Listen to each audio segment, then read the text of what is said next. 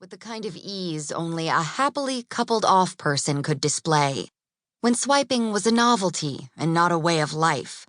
A minute later, she turned the phone around. "This guy mentions his height 4 times in his profile." Katrina glanced at the bare-chested stud. She didn't need to read his bio. "Is he 6'4"? "How did you know?" People who are 6'4" really like to tell the world they're 6'4". Andy chuckled. "Yay or nay?" Katrina considered the gentleman. She wasn't a height snob, but she wouldn't kick the extra inches out of her bed. Yay. Andy swiped right, and a little ding sounded. The high-pitched squeal of victory that came from her lips might have surprised a person who made a snap judgment based on Andy's all-black leather ensemble, heavy eyeliner, visible tattoos, and septum, ear, and eyebrow piercings. It's a match. That's exciting.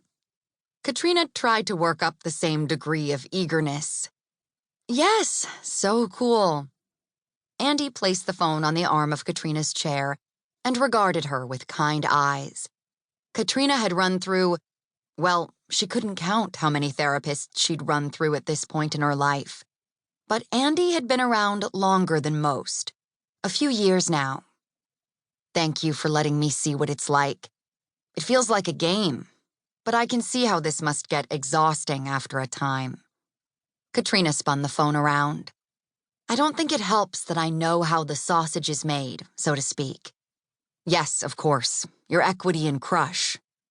Katrina's investment in Crush was a fact not many people knew. She was a fairly silent partner, even if she took on a more active role than in her other investments. Andy steepled her fingers under her chin. "I'm sure you know the numbers and all, but you seem pretty savvy on the ins and outs of people's profiles. You've been spending time on here." "I told you I was going to." When she'd decided she wanted a romantic partner, she'd made a deal with herself, one she hadn't really shared with anyone but her best friend and roommate, Rhiannon. If she could make it out of her house to 10 places where she felt comfortable and cozy and safe, then she could date. She'd hit 10 last month, had managed road trips to ever farther destinations. And then she'd had no excuse, right? She had to start going after the things she wanted. The thing you said you wanted? Crush had seemed like the easiest way to go about that.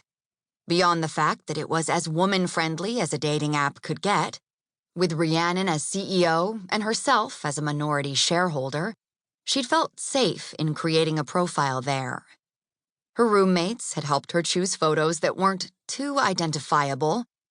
Her looks had changed since she'd been a model, but she was cautious. And she'd drafted a short bio after much agonizing. Looking for a partner in mostly legal activities. Enjoy cooking, gardening, the outdoors, romance, art, reading, and animals. Please be kind and have more emotional intelligence than a turnip. Rhiannon had written the last part, and it had made Katrina laugh, so she'd kept it in. Andy leaned back. "How many people have you messaged since we last spoke?" 2. "How many messages did you exchange with them?" She winced. 2. "Each?" "No, I said hi and ghosted when they replied, which I'm not proud of," she hurried to tack on. Ghosting wasn't a good thing to do to people, even if it was digitally. "But I did message, so I technically did my homework." Andy cocked her head. "I suggested you try talking to some of your matches. It wasn't homework. If I do this thing my therapist says, then she will give me an A+, was the thought process she was trying to shake.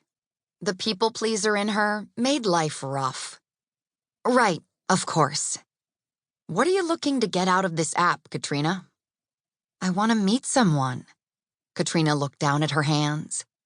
"Feel that zing." "Zing?" "Yeah, you know, that little zing when you talk to someone or touch someone that you're attracted to and like. That's a thing, right?" The lines around Andy's